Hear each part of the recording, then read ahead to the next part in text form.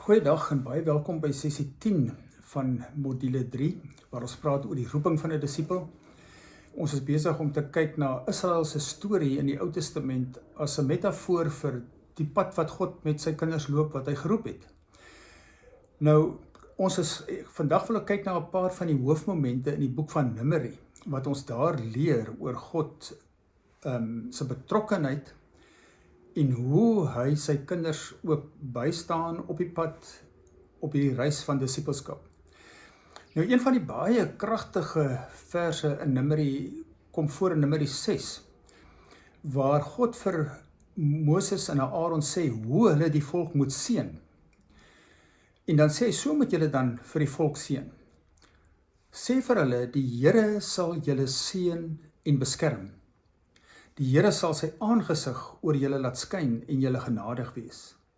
Die Here sal sy aangesig oor julle verhef en aan sy vrede gee. Nou, dit is 'n baie kragtige seëngebed hierdie, van God se God wees.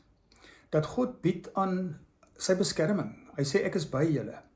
As hy sê, ek sal my aangesig oor julle laat skyn, beteken dit letterlik dat hy kyk na hulle met 'n glimlag van goedkeuring. En dat God se lig op hulle val, voortdurend op hulle val.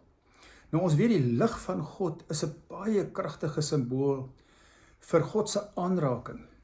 Sy genesende krag. In Maleagi word genoem van die son van geregtigheid wat opgaan met genesing in sy strale. Dink net daaraan, as God na jou kyk met 'n glimlag op sy gesig, as sy die lig van sy aangesig op jou skyn, dan is dit genesend. Dit werk, dit verlig elke sel, elke deel van jou liggaam.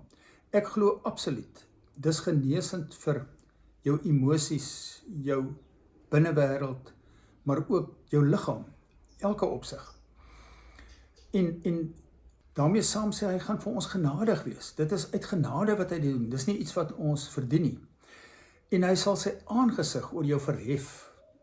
Dit beteken hy kyk weer na jou, hy draai sy gesig eintlik letterlik na jou toe, om na jou gebede te luister, en aan jou sy vrede te gee. Nou, daai vrede, die Shalom in die Ou Testament, is 'n baie omvattende vrede, wat ook in jou kom woning maak. As God se Shalom, sy vrede in jou woon, dan bring dit vrede in jou totale menswees, in die manier wat dit alles wat in jou liggaam aangaan, in jou emosies, in jou verhoudinge, in alles kom daar 'n diep vrede. En sien jy ook dinge net anders in die lig van God. So dis hierdie gebed is 'n gebed wat jy maar gereeld vir jouself kan bid, vir mense naby in jou kan bid. As mense vir jou vra, bid vir my, en jy weet nie wat om te bid nie, bid hierdie gebed. Ek glo, daar is geen kragtiger manier om iemand voor die Here te bring en sy seën op iemand af te bid as hierdie gebed nie. Ongeag wat mense se situasie is, of hulle siek is, of gesond is, in 'n krisis is, hierdie gebed dek eintlik alles waarvoor jy wil en kan bid. En dan gaan dit verder. Dan lees ons van 'n tyd wat Moses die werk vir hom eintlik nou bietjie te veel raak, en hy kan nie alles hanteer nie. En dan vra hy raad by God, en God sê vir hom, sonder 70 manne af, laat hulle een kant toe kom, en dan sal ek van die gees wat ek aan jou geskenk het, sal ek op hulle uitstort, sodat hulle saam met jou die las kan dra. En dan doen Moses dit, en die gees van die Here kom in daai mense, en hulle begin profeteer, hulle begin die woord met krag te spreek, want die gees woon in hulle.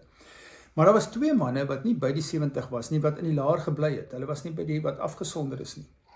En hulle begin ook profeteer.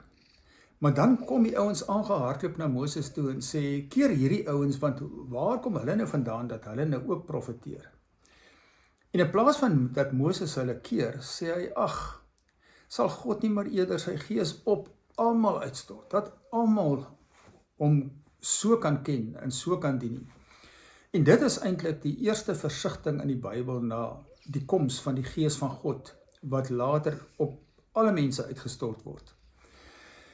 En dan lees ons ander baie belangrike verhale van hoe hulle nou by die land aankom, en dan stuur Moses eers verspieders uit, om te gaan kyk, hoe lyk hierdie land, wat hulle moet inneem. En ons ken almal die storie van die 12 verspieders wat terugkom, en 10 van hulle wat net sê, nee wat, dis onmoontlik, hierdie ouens is soos reuse, ons is maar soos meertjies in hulle oë, ons sal nie hierdie land kan inneem nie. En dan die minderheidsverslag van Josua en Caleb wat sê, nee, ons kan dit doen, want ons doen dit in gehoorsaamheid aan God. Maar die volk is op die ouend word oortuig deur hierdie 10 manne wat sê, dis nie moontlik nie, en dan gaan hulle nie verder nie. En as gevolg van hierdie ongehoorsaamheid, beland hulle in die woestyn vir 40 jaar, wat hulle daar moet rondswerf. En dit is maar, glo ek, net 'n kragtige simbool, 'n metafoor, wat vir ons sê, as jy nie doen wat God van jou vra nie, het dit gevolge. Dis nie God se hart of begeerte om jou te straf nie, glad nie. Maar jy gaan op een of ander manier in 'n woestyn beland, omdat jy nie leef binne die riglyne en die leiding wat God gee nie. So daar's 'n lang tyd wat hulle moet dan wag, voordat hulle verder kan gaan. Maar dan is daar nog 'n kragtige boodskap in boek Numeri, vir God se kinders, en glo ek vir ons as disippels, wat met hierdie seën van God leef van dag tot dag. En dit is wanneer van die ander volkende wat hoor van Israel wat daar is en aankom, die koning van Balak hoor van hierdie volk, en dat hulle nou hier is in sy omgewing, en hy is bang. En dan roep hy vir Biliam, wat een of ander waarsêer was, om hierdie volk te kom vervloek. Nou in daai destydse wêreld was dit 'n kragtige manier om jou vyande soort van by te kom, deur hulle te laat vervloek. En dan kom Biliam, en hy gaan staan op 'n sekere plek, en hy sê vir die koning Balak, maar hy kan net sê wat God vir hom sê, om te sê, hy kan niks anders doen nie. En dan gaan staan hy op 'n sekere plek, en in plaas van om die volk te vloek, begin hy hulle te seën. En as Balak verontwaardig, en sê, hoe kan jy dit doen? Ek wil nie, jy moet hierdie ouens seën nie, jy moet hulle vervloek. En dan sê Balak, ag Biliam nie, hy sal op 'n ander plek gaan staan, hy sal weer probeer. Maar weer gebeur dieselfde. En dan op die ou end, moet Biliam aan Balak erken, God het hierdie mense geseën, en daarom is hulle geseën, en kan dit nie anders nie, ek kan hulle nie vervloek nie, dis nie moontlik nie.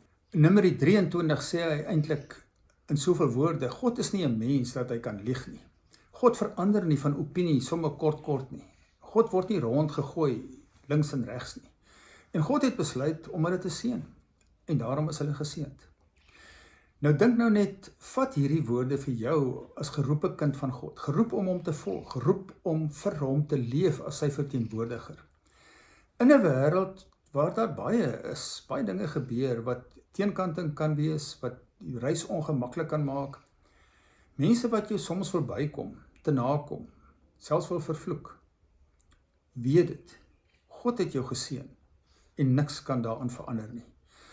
Vir iemand wat in God se beskerming is, wat deur sy gees bewoon word, wat deur Christus verlos is, kan nie geraak word deur die vloeke van hierdie wêreld nie. As God jou geseën het, dan is jy veilig.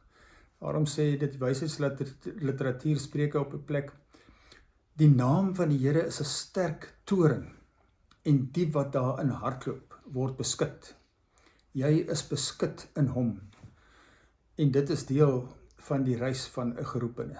Dankie dat jy weer saam geluister het.